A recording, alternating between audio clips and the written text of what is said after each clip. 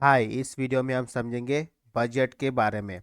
तो बजट शब्द जो है ये कॉन्स्टिट्यूशन में कहीं पे लिखा नहीं गया है। क्या लिखा है? एनुअल फाइनेंशियल स्टेटमेंट लिखा है। Under article 112 annual financial statement का जिक्र किया है, जिसको नॉर्मली हम बजट से जानते हैं। बजट के अंदर में क्या होता है? बजट के अंदर में एस्टिमेट होता है, रिसिप्ट एंड एक्सपेंडिचर। जो पैसा गवर्नमेंट के पास आ रहा है, चाहे वो टैक्सेस के जरिए आया हो या गवर्नमेंट ने कहीं से उधार लिया है, तो ये है रिसिप्ट। और एक्सपेंडिचर क्या है? जो पैसा खर्च होने वाला है। तो जो बजट के अंदर में जो करंट फाइनेंशियल ईयर और जो अपकमिंग फाइनेंशियल ईयर है, उसका उसका एस्टिमेट होता है, रिसिप्ट एंड एक्सपेंडिचर का। इसके अंदर में क्या क्या होता है? मेनली इसमें एस्टिमेट होता है रेवेन्यू एंड कैपिटल रिसिप्ट का। अब रेवेन्यू रिसिप्ट और कैपिटल रिसिप्ट में क्या फ़र्क है? रेवेन्यू रिसिप्ट क्या होता है? जो पैसा गवर्नमेंट के पास आ रहा है, अगर मान लीजिए गवर्नमेंट ने कहीं पे पैसा दिया है, मान लीजिए किसी को लोन पे दिया है, किसी गवर्नमेंट को, किसी और कंट्री के गवर्नमेंट को, मतलब टैक्स इसमें कर्ज पे दिया है, तो फिर उसका इंटरेस्ट के साथ उनको पैसा मिलेगा।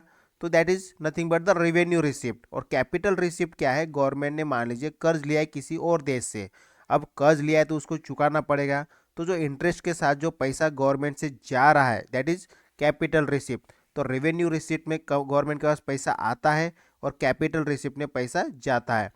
और बजट के अंदर में क्या चीज़ें होती है? बजट में ये लिखा होता है किस तरह से रेवेन्यू को बढ़ाया जाएगा, उसके क्या क्या तरीके हो सकता है, क्या क्या कारण हो सकते हैं।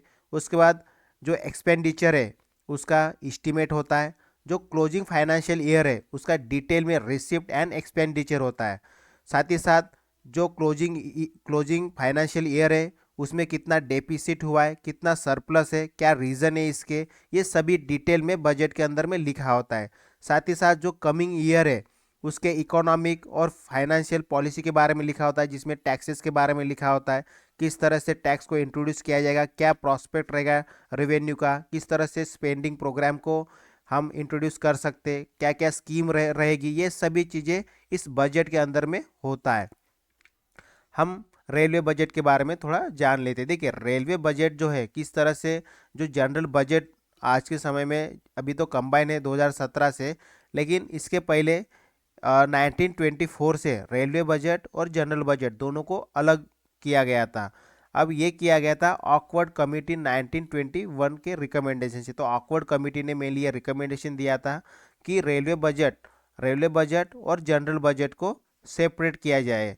तो ये 1924 में सेपरेट हुआ था on the recommendation of the awkward committee that was established in 1921। तो उसके बाद 2017 में इसको कंबाइन किया गया, जनरल बजट के साथ इसको मर्ज किया गया रेलवे बजट को। अब ये जो सेपरेट किया गया है, रेलवे बजट को सेपरेट किया गया था 1924 से, क्या गवर्नमेंट के ऑब्जेक्टिव, जो उस समय जो ब्रिटिश गवर्नमेंट थी उसके क्या ऑब्जेक्टिव होंगे, क्या रीज़न होंगे? तो सबसे पहले तो उनको फ्लेक्सिबिलिटी लेके आना था। साथ ही साथ बिजनेस अप्रोच माइंड था उनका, बिजनेस बढ़ाना था, प्रॉफिट, मेनली वो प्रॉफिट के लिए काम कर रहे थे।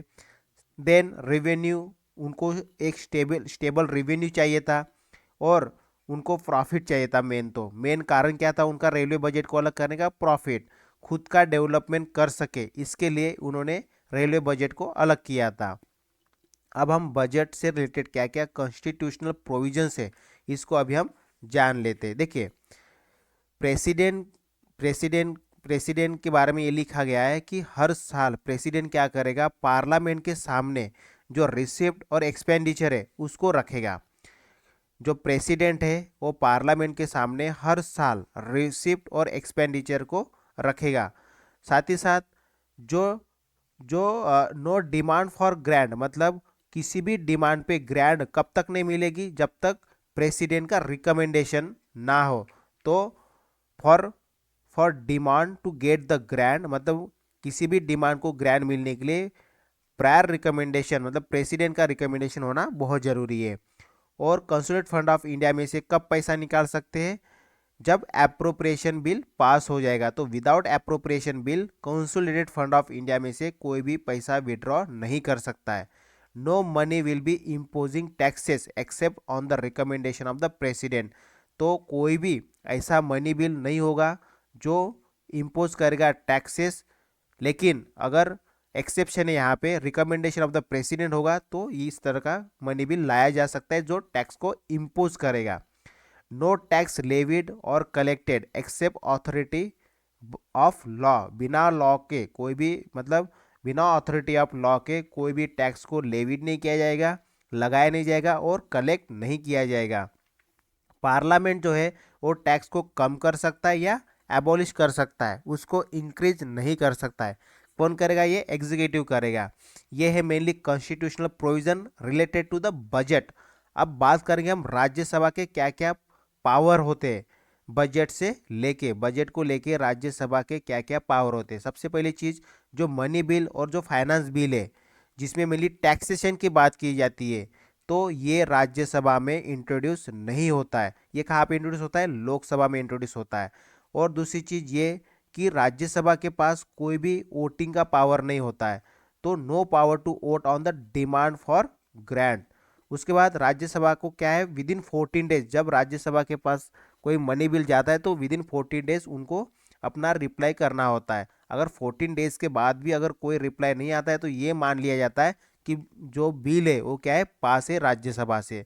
तो ये कॉन्स्टिट्यूशनल प्रोविजन से मेनली मनी बिल या हम बोल सकते हैं बजट के बारे में। और क्या है, और बजट के अंदर में कुछ चीज़ें हैं जो सेपरेटली दिखाया जाता है। एक तो charge on the consult fund of India और एक made from the consult fund of India. अब दोनों में फ़र्क क्या है? देखिए, जो charge on the consult fund of India है ये ऐसे प्रोविजंस है जहाँ पे वोटिंग नहीं होती है, पार्लियामेंट की वोटिंग नहीं होती है, और यहाँ पे वोटिंग होती है। तो इसमें मेनली क्या होते हैं ये अभी हम आगे देखेंगे ही। इसमें क्या क्या होता है charge on the consult fund of India, जैसे कि सैलरी एंड अलाउंस, ठीक है, या इनरोलमेंट, जैसे प्रेसिडेंट हो गया या चेयरमैन हो गया, डिप्टी चेयरमैन, राज्यसभा के स्पीकर, डिप्टी स्पीकर, ठीक है, लोकसभा, जज of the supreme court, high court, CAG हो गया। Then union public service commission के जो भी मेंबर होते हैं, चेयरपर्सन, क्या डेप्थ ऑफ चार्ज, जो गवर्नमेंट ऑफ इंडिया ने अगर कहीं से लोन लिया है तो उसको चुकाना पड़ेगा इंटरेस्ट के साथ में, तो इस तरह के। या कोई सिंकिंग फंड ऑफ इंडिया है, सिंकिंग फंड ऑफ इंडिया मतलब कौन सा फंड?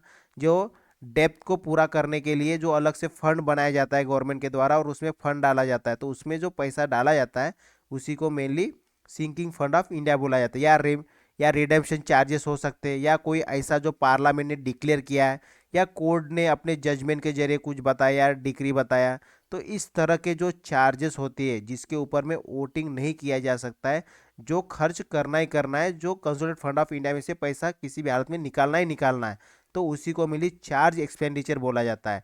तो यही जो चार्ज एक्सपेंडिचर और कुछ होता है made from the consolidated fund of India, इसमें क्या होता है, वोटिंग होती है, पार्लियामेंट वोटिंग करते तभी कंसोलिडेटेड फंड ऑफ इंडिया में से पैसा निकाल सकता है। तो इस तरह से बजट के अंदर में ये दोनों चीज़ें सेपरेटली दिखाया जाएगा।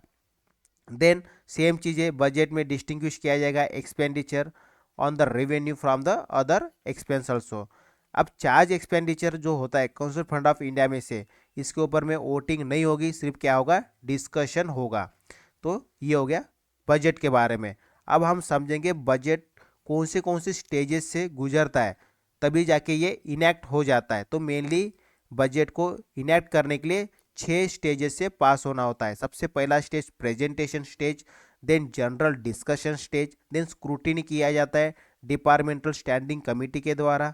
उसके बाद स्क्रूटिनी हो गई, जनरल डिस्कशन हो गया, प्रेजेंटेशन हो गया, उसके बाद ही जाके वोटिंग होती है। और वोटिंग किसके ऊपर होती है? डिमांड फॉर ग्रांट्स के लिए। देन ये सब वोटिंग होने के बाद एट लास्ट जब पैसा निकाला जाता है तो निकालने से पहले एक अप्रोप्रिएशन बिल पास करना होता है, तब जाके एग्जीक्यूटिव जो होता है वो अप्रोप्रिएशन के बिल के द्वारा, मतलब जब ये अप्रोप्रिएशन बिल प्रेसिडेंट साइन करता है फिर ये एक्ट बनता है, फिर देन मतलब उसके बाद ही फिर जो एग्जीक्यूटिव है वो पैसा निकाल सकता है। At last financial bill pass होता है। तो इस तरह से मेनली 6 स्टेजेस है जिसको अभी हम डिटेल में वन बाय वन समझेंगे। सबसे पहला स्टेज क्या है? Presentation of the budget. सबसे पहले बजट को प्रस्तुत किया जाएगा। तो ये कब प्रेजेंट किया जाता है? ये किया जाता है 1 फरवरी ऑफ एवरी ईयर। लोकसभा के अंदर ये इंट्रोड्यूस किया जाता है। तो जो फाइनेंस मिनिस्टर है ये इसको इंट्रोड्यूस करता है और अपना एक बजट स्पीच देता है।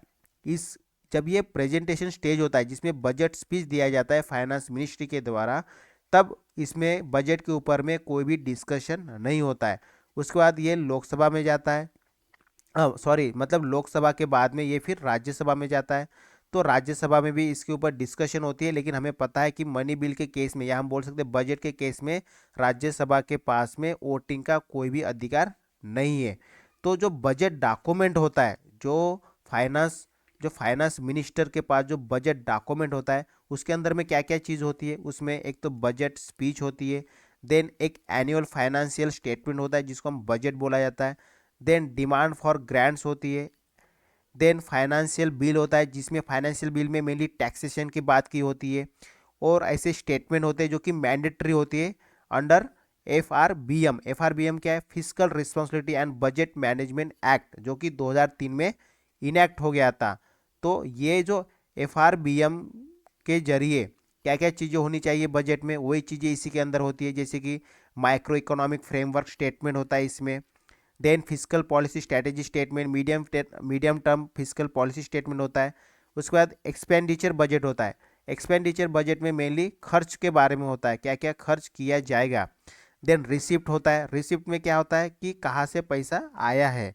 देन एक्सपेंडिचर प्रोफाइल, मतलब ये जो बजट है, ये बजट का क्या टारगेट होगा, यही एक्सपेंडिचर प्रोफाइल के अंदर में लिखा होता है। Then memorandum explaining the provisions in the financial bill, मतलब वो जो फाइनेंशियल बिल है उसमें कुछ ऐसी भी चीज़ें होंगी जिनको एक्सप्लेन किया जाएगा, तो ये भी एक मेमोरेंडम के जरिए ये लिखा होता है। देन बजट एट ग्लैंस, मतलब कि बजट की एक समरी होती है। देन आउटकम होता है बजट का, जिसमें ये बताया जाता है कि बजट का एट लास्ट रिजल्ट क्या होगा। तो ये सभी चीज़ें बजट के अंदर, मतलब जो बजट जो डॉक्यूमेंट होता है उसमें ये सभी चीज़ें इंक्लूड किया जाता है। अब देखो हम बात करेंगे इकोनॉमिक सर्वे की। तो इकोनॉमिक सर्वे जो होता है ये बजट के पहले लाया जाता है फाइनेंस मिनिस्टर के द्वारा। अब ये इकोनॉमिक सर्वे में एग्जैक्टली होता क्या है, इकोनॉमिक सर्वे में होता है कि देश की जो इकोनॉमी है उसका करंट स्टेटस क्या है, कहाँ पे हमारी इकोनॉमी जा रही है, इसी का मेनली टोटल सर्वे किया जाता है और वही इकोनॉमिक सर्वे में लिखा जाता है। अब हम वो सभी स्टेजेस को, जो प्रेजेंटेशन स्टेज है, जनरल डिस्कशन है, स्क्रूटनी, इसी को अभी हम डिटेल में कंटिन्यू में समझते जाएंगे। तो प्रेजेंटेशन स्टेज हो गया, अभी हम समझेंगे जनरल डिस्कशन स्टेज। तो प्रेजेंटेशन स्टेज में क्या हुआ था, सिर्फ जो फाइनेंस मिनिस्टर है, फाइनेंस मिनिस्टर ने अपनी स्पीच दिया था, उसके ऊपर में कोई भी डिस्कशन नहीं हुआ था। तो फिर जब प्रेजेंटेशन स्टेज हो जाता है उसके बाद ही फिर प्रेजेंटेशन स्टेज के बाद ही फिर जनरल डिस्कशन होता है। तो यहाँ पे क्या होता है, दोनों हाउस जो लोकसभा और राज्यसभा है, पार्लियामेंट के दोनों हाउस, वहाँ पे 3 से 4 दिन यहाँ पे क्या होता है, डिस्कशन होता है। और डिस्कशन कंप्लीट बजट के ऊपर में होता है। अगर उनको कोई भी डाउट हो जाता है बजट के प्रिंसिपल से रिलेटेड, तो फिर जो फाइनेंस मिनिस्टर होता है वो क्वेश्चन को उत्तर देता है, मतलब रिप्लाई करता है। तो यहाँ पे कोई भी मोशन नहीं होते, जिस तरह से cut motion, policy cut motion, economy cut motion या टोकन कट मोशन, इस टाइप के जो मोशन होते हैं कट मोशन, वो यहाँ पे मूव नहीं होते। साथ ही साथ यहाँ पे कोई भी वोटिंग नहीं होती है। तो जो जनरल डिस्कशन स्टेज है, यहाँ पे सिर्फ क्या होता है, जो कंप्लीट बजट है उसी के ऊपर में सिर्फ डिस्कशन किया जाता है, और जो भी प्रिंसिपल, बजट का जो मेन प्रिंसिपल्स होते हैं उसी के ऊपर अगर कोई क्वेश्चन होते हैं तो उसमें फाइनेंस मिनिस्ट्री क्या करती है, मतलब फाइनेंस मिनिस्टर क्या करता है, रिप्लाई करता है। बस यही चीज़ होता है जनरल डिस्कशन में। अब हम समझेंगे scrutiny by the departmental committee. देखिए, जैसे जनरल डिस्कशन हो जाता है, सेकंड स्टेज में जनरल डिस्कशन होता है, तो जनरल डिस्कशन होने के बाद हाउस जो है वो एडजॉर्न हो जाता है, मतलब कुछ समय के लिए रुक जाता है। तो ये मोस्टली 3 से 4 वीक के लिए जो हाउस है वो एडजॉर्न हो जाता है। तो सेशन वही रहेगा, बजट सेशन ही रहेगा, बस क्या हो गया, वो सेशन एडजॉर्न हो गया। तो एडजॉर्न मतलब कुछ समय के लिए रुक जाता है। तो इस समय, मतलब ये जो 3 से 4 वीक है, इस समय क्या होता है, जो 24 डिपार्टमेंटल स्टैंडिंग कमेटी है। अब देखो ये डिपार्टमेंटल स्टैंडिंग कमेटी मैं आपको बताता हूँ। देखिए, पार्लियामेंट्री कमेटी होती है जिसको हम नेक्स्ट चैप्टर में समझेंगे वैसे। अब यहाँ पे क्या होता है, डिपार्टमेंटल स्टैंडिंग कमेटी में 2 टाइप की कमेटी होती है, एक स्टैंडिंग कमेटी होती है, एक एडॉक कमेटी होती है। स्टैंडिंग कमेटी जो होती है ये पार्लियामेंट में परमानेंट कमेटी होती है, और ये जो एडॉक कमेटी होती है ये टेम्पररी बेस पे बनाया जाता है एज पर द रिक्वायरमेंट।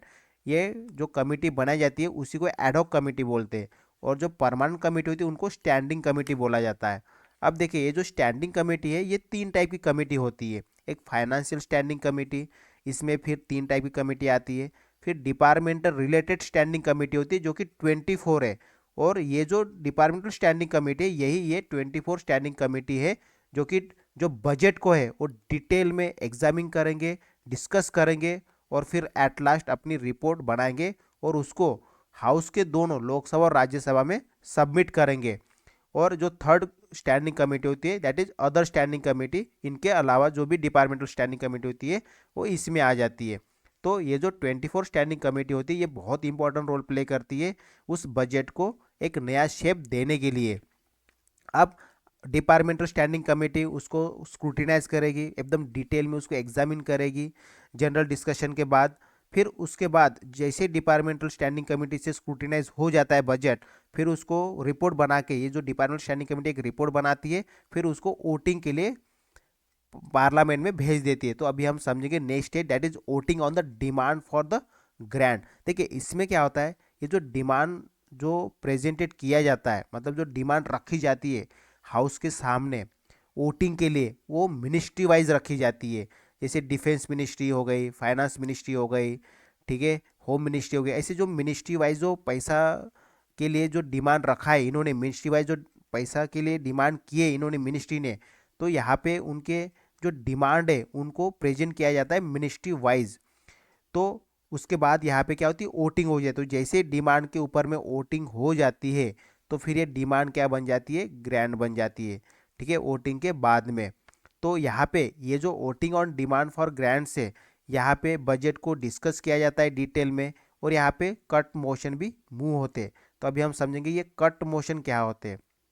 देखिए वोटिंग में कट मोशन भी मूव होते हैं, क्योंकि वोटिंग करेंगे तब वो पूछा जाएगा कि आप एग्री हो या ना हो, तो उस समय आप ये कट मोशन के जरिए कुछ एक्शन ले सकते हैं। तो इसमें 3 टाइप के कट मोशन होते हैं, एक तो पॉलिसी कट मोशन हो गया, इकोनॉमिक कट मोशन हो गया, या टोकन कट मोशन हो गया। तो देखिए अभी पॉलिसी कट मोशन क्या होता है, इसमें क्या होता है, रिड्यूस टू ₹1। इसका मतलब क्या है कि जो पॉलिसी है उसको कंप्लीटली रिग्रेड किया जा रहा है, ठीक है, पॉलिसी को कम्प्लीटली नकारा जा रहा है, तो उसी को पॉलिसी कट मोशन बोला जाता है। तो मान लीजिए अगर पार्लियामेंट के मेंबर्स को अगर कोई पॉलिसी पसंद नहीं आ रही है तो फिर वो पॉलिसी कट मोशन के जरिए वो बजट में से वो पॉलिसी को कट कर सकते हैं, हटा सकते हैं। ये हो गए पॉलिसी कट। तो यहाँ पे क्या होगा, पॉलिसी जो है कम्प्लीटली हट जाएगी।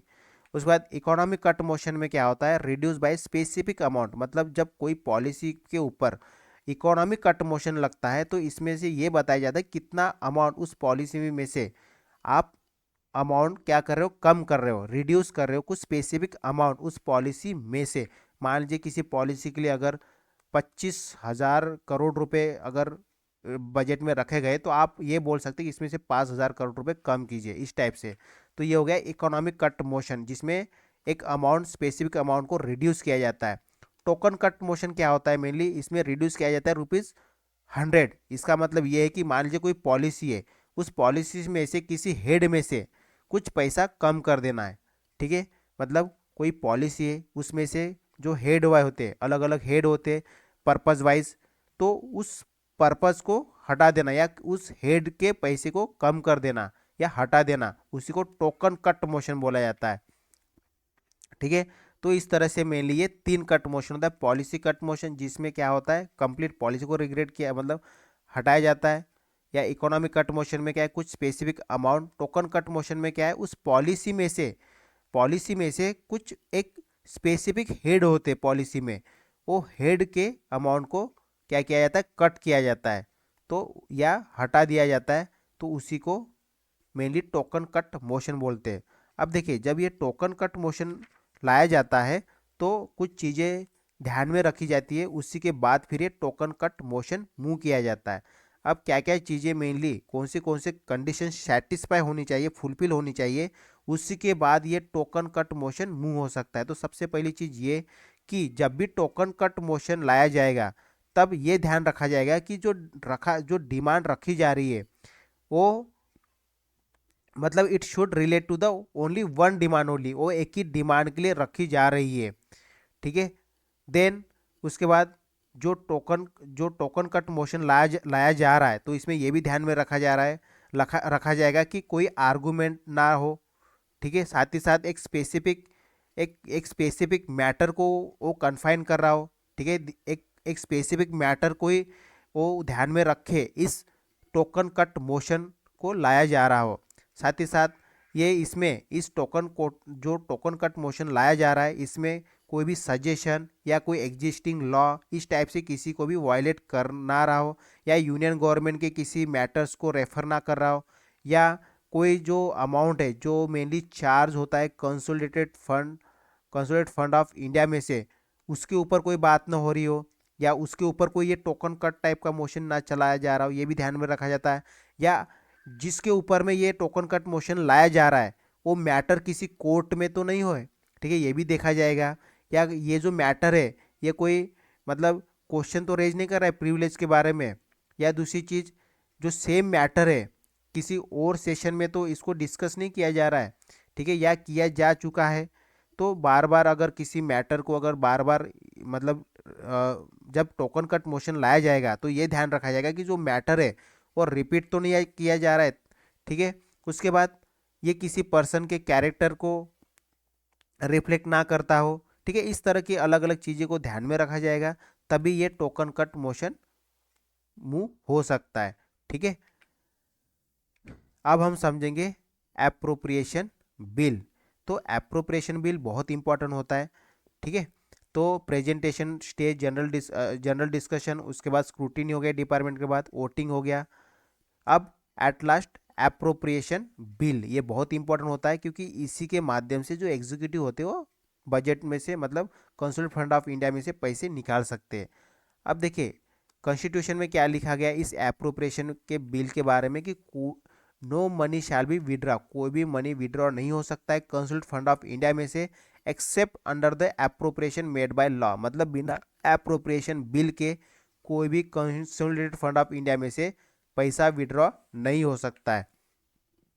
तो ये जो एप्रोप्रिएशन बिल है जब इसके ऊपर प्रेसिडेंट साइन कर देते तो ये क्या बन जाता है, एक्ट बन जाता है, फिर यहाँ से मतलब कंसोलिडेटेड फंड ऑफ इंडिया में से पैसा विड्रॉ कर सकते हैं।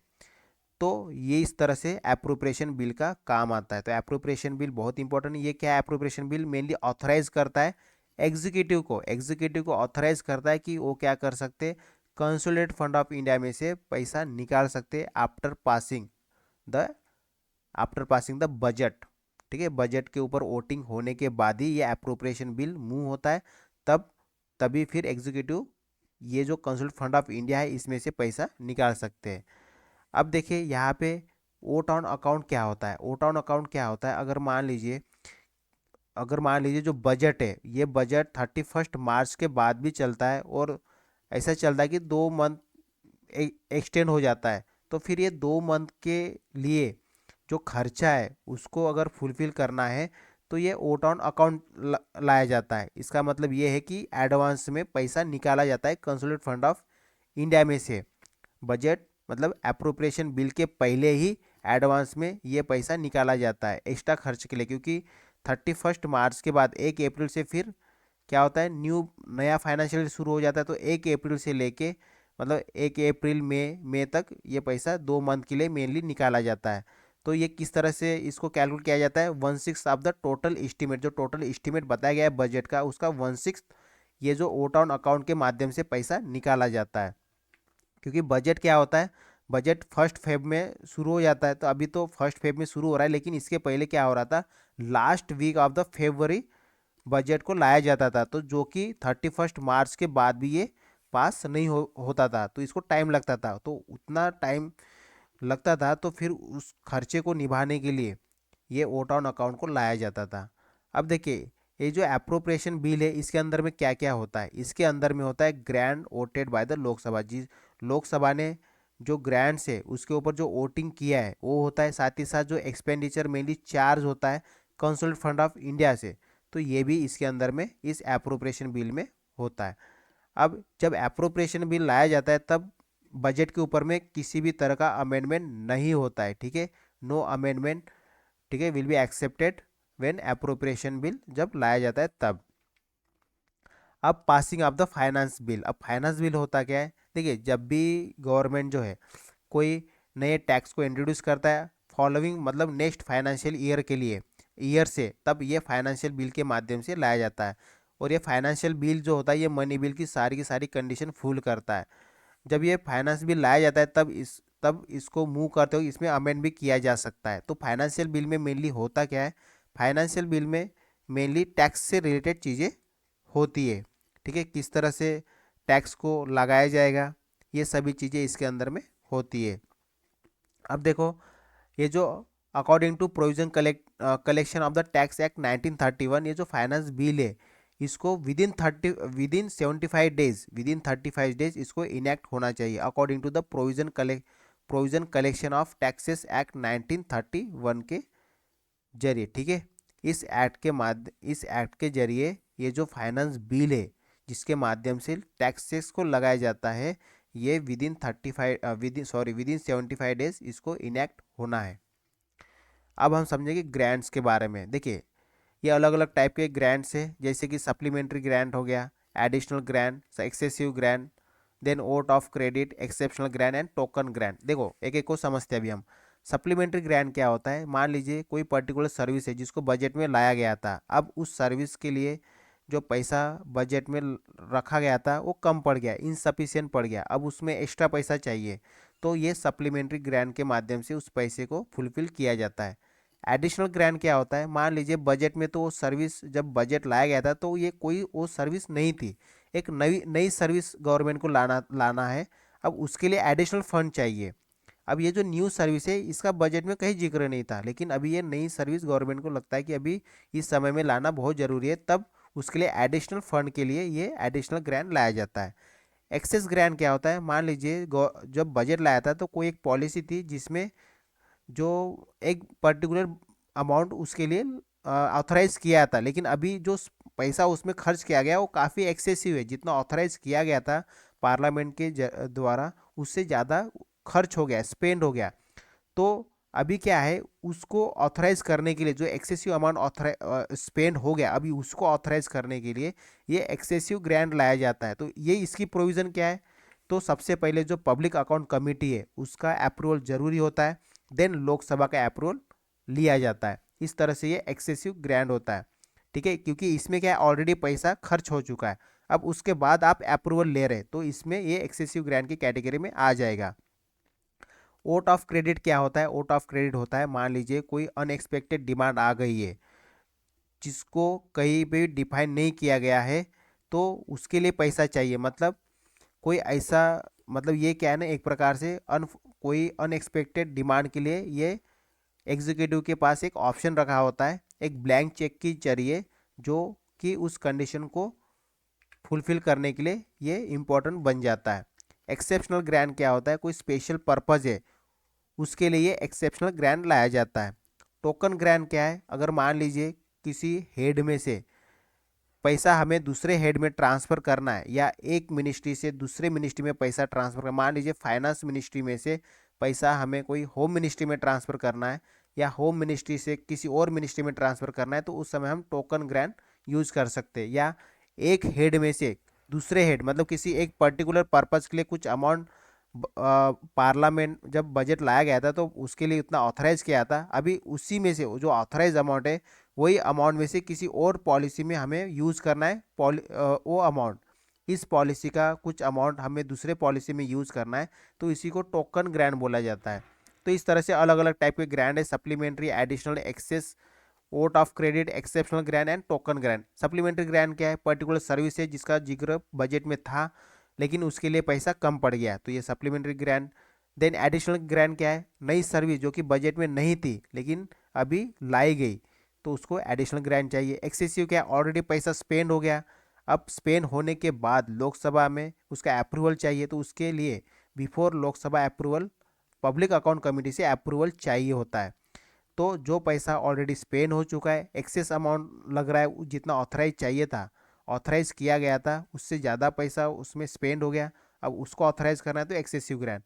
ओट ऑफ क्रेडिट क्या है, कोई अनएक्सपेक्टेड डिमांड को फुलफिल करने के लिए एक ब्लैंक चेक के जरिए एग्जीक्यूटिव को दिया जाता है, और ये ओट ऑफ क्रेडिट के माध्यम से उसको ऑथराइज किया जाता है एग्जीक्यूटिव को। ठीक है, एक्सेप्शनल क्या है, कोई स्पेशल पर्पज़ है उसके लिए। टोकन ग्रांट क्या है, पैसे को ट्रांसफ़र करना है वन हेड टू अनदर, तो इस तरह से अलग अलग ग्रांट्स होती है। अब हम समझेंगे फंड के बारे में। तो 3 टाइप के फंड है, एक कंसोलिडेटेड फंड ऑफ इंडिया है, एक पब्लिक अकाउंट, एक है कंटीजेंसी फंड।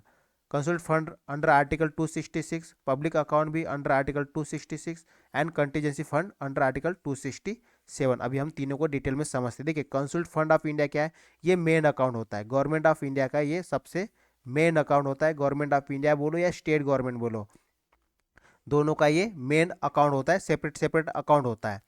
तो यूनियन का अलग होता है और स्टेट का अलग होता है, लेकिन जो कंसोलिडेटेड फंड ऑफ इंडिया है ये दोनों का बहुत इंपॉर्टेंट मेन अकाउंट होता है। इसी में सारा का सारा जो रिसिप्ट है वो क्रेडिट होता है, मतलब जो भी गवर्नमेंट के पास टैक्स के माध्यम से, या मान लीजिए गवर्नमेंट ने कोई कोई लोन लिया है, तो लोन लिया है तो वो भी पैसा इसी में आ जाएगा। तो जितने भी पेमेंट है या ऑल पेमेंट आर डेबिटेड, मतलब यहाँ पे पैसा आता भी है और यहाँ से पैसा खर्च भी होता है। तो कहाँ से होता है, इसी में से होता है। गवर्नमेंट का ये मेन अकाउंट है, इसी में पैसा आएगा और इसी से पैसा जाएगा भी।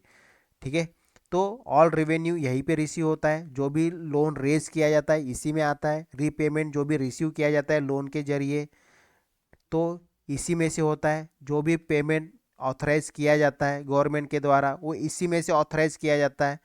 या जो मनी, मतलब जो जब बजट पास होता है तो अप्रोप्रिएशन बिल लाया जाता है, तो इस अप्रोप्रिएशन के बिल के जरिए जो पैसा निकाला जाता है वो भी कंसोलिडेटेड फंड ऑफ इंडिया में से ही निकाला जाता है।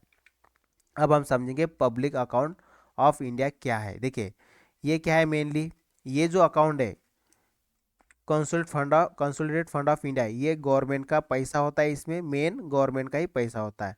अब ये जो पब्लिक अकाउंट है ये क्या है, गवर्नमेंट के पास तो ये पैसा होता है लेकिन ये एग्जैक्टली गवर्नमेंट का नहीं होता है। जैसे कि प्रोविजनल फंड हो गया, तो जो भी सेंट्रल गवर्नमेंट के एम्प्लॉयज़ है वो हर मंथ अपना पीएफ काटते हैं। ठीक है, तो वो जो पीएफ है वो कहाँ जमा होता है, इसी पब्लिक अकाउंट ऑफ इंडिया में ही जमा होता है। ये किसी और का पैसा है लेकिन अभी फिलहाल किसके पास है, ये गवर्नमेंट के पास है। देन जो भी जुडिशियल डिपॉजिट होता है या सेविंग बैंक के डिपॉजिट होते, डिपार्टमेंटल डिपॉजिट होते या रिमिटेंस होते, ये सभी जो किसी और का पैसा है, किसी और मिनिस्ट्री का या किसी और डिपार्टमेंट का है, जो कि पब्लिक अकाउंट में रखा जाता है। इसको कौन ऑपरेट करता है, इसको ऑपरेट करता है एग्जीक्यूटिव। एग्जीक्यूटिव एक्शन के जरिए इसमें से पैसा निकाला जाता है और इसमें मेनली बैंकिंग के जो भी ट्रांजेक्शन होते हैं ये पब्लिक अकाउंट में के जरिए कवर किए जाते हैं। तो ये हो गया पब्लिक अकाउंट ऑफ इंडिया। अब बात करेंगे हम कंटीजेंसी फंड ऑफ इंडिया। देखिए कॉन्स्टिट्यूशन ने बोला गया कि पार्लियामेंट को बोला है, ऑथराइज किया है कि आप एक कंटीजेंसी फंड ऑफ इंडिया बनाइए, इस्टेब्लिश कीजिए। तो पार्लियामेंट ने क्या किया, contingency fund of India act 1950 पास किया, जिसके जरिए कंटीजेंसी फंड ऑफ इंडिया बनाया गया। तो ये क्यों बनाया गया, कोई भी अनफॉर्सिन एक्सपेंडिचर को, मतलब कोई अचानक खर्चा आ गया, कोई कैलेमिटी आ गई, नेचुरल कैलेमिटी है, उसको फुलफिल करने के लिए हमें एक कंटीजेंसी फंड ऑफ इंडिया होना चाहिए। तो ये इसी पर्पज़ के लिए इसको बनाया गया था। ये किसके पास होता है, मेनली इसको हेल्ड करता है फाइनेंस सेक्रेटरी, हेल्ड करता है किसके बिहाफ पे, प्रेसिडेंट के बिहाफ पे इसको हेल्ड करता है, अपने पास रखता है, यही मेनली इसका कारोबार चलाता है। तो ये था बजट के बारे में। बजट के बारे में हमने एकदम डिटेल में जाना। सबसे पहले बजट क्या होता है ये जाना, उसके बाद हमने ये देखा कि बजट के कॉन्स्टिट्यूशनल प्रोविजंस क्या क्या है, चार्ज एक्सपेंडिचर कौन से होते हैं, स्टेजेस कौन से स्टेजेस से बजट गुजरता है, प्रेजेंटेशन स्टेज में क्या होता है, जनरल डिस्कशन क्या है, स्क्रूटिनी कैसे होती है डिपार्टमेंटल कमेटी की, देन वोटिंग देखा हमने, then appropriation bill, finance bill, उसके बाद बजट में क्या क्या चीज़ें होती है, स्पीच, ये सभी चीज़ें हमने। कट मोशन देखा अलग अलग टाइप के, जैसे कि पॉलिसी कट मोशन हो गया, इकोनॉमिक कट मोशन हो गया, देन हमने टोकन कट मोशन देखा। ठीक है, तो उसके बाद हमने ग्रांट्स देखा अलग अलग टाइप की, जैसे supplementary, additional, excessive, vote of credit हो गया। उसके बाद हमने एक्सेप्शनल, टोकन, इस टाइप से देखा। फिर एट लास्ट हमने फंड को देखा। फंड में हमने 3 टाइप के फंड देखा, एक कंसोलिडेटेड फंड ऑफ इंडिया, उसके बाद public account of India, then contingency fund of India, consolidated fund of India. इस तरह से अलग अलग 3 टाइप के फंड हमने देखा, consolidated, contingency and public account. Next video में हम समझेंगे multiple role of the parliament, जिसके अंदर में हम समझेंगे legislative power, executive power, financial power, then हम कॉन्स्टिट्यूशनल पावर देखेंगे, जुडिशियल पावर, इलेक्टोरल पावर, और जो भी अदर पावर होते हैं पार्लियामेंट के वो सभी हम डिटेल में नेक्स्ट वीडियो में कवर करेंगे। So that's all for this video. Thank you, bye bye.